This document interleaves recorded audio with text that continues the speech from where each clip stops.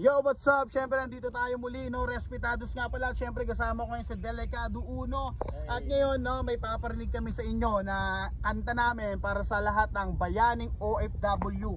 Ito ay pinamagatang gusto ko nang umuwi. Sana magustuhan nyo, no?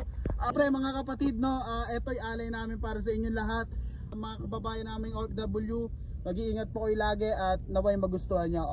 1, 2, 1, 2, 3. Gusto ko nang umuwi. Ayoko na rito, sobrang pagod na ako. Tinitiis na lang lahat kahit sobrang layo. Gusto ko nang umuwi.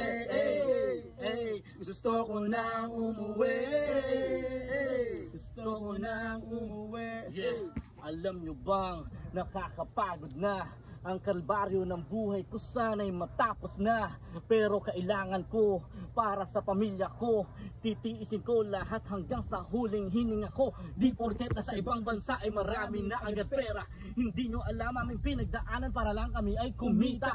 Kung meron lang sanang ibang paraan upang makamit ang buhay na marangya, di ko napipiliin pa ang mapalayo sa inyong mga ibang bansa. Ang hirap ng buhay, paano ba to? Gusto mo lumabas, sarado ang pinto. Pero ba to? Bakit ganito? Hindi naman ito ang siyang ginusto ko. Ang nais ko lang ay makapagtrabaho, kumita ng pera para to sa inyo. Nang ibang bansa makatapos kanyo, ngunit bakit ito pa ang sinukli nyo? Karayo pinasok, ginutong ginapos, tinis ko lahat para lang makatapos ng pag-aaral. Palagi kong dasal, siya natira na lang sa akin dangal. At inabarkada, Kuya Dik sa Dota. Ang aking asawa, iba pa ang kasama. Ang hirap ng buhay, paano ba to? Hirap ng sitwasyon, makaya ko ba to?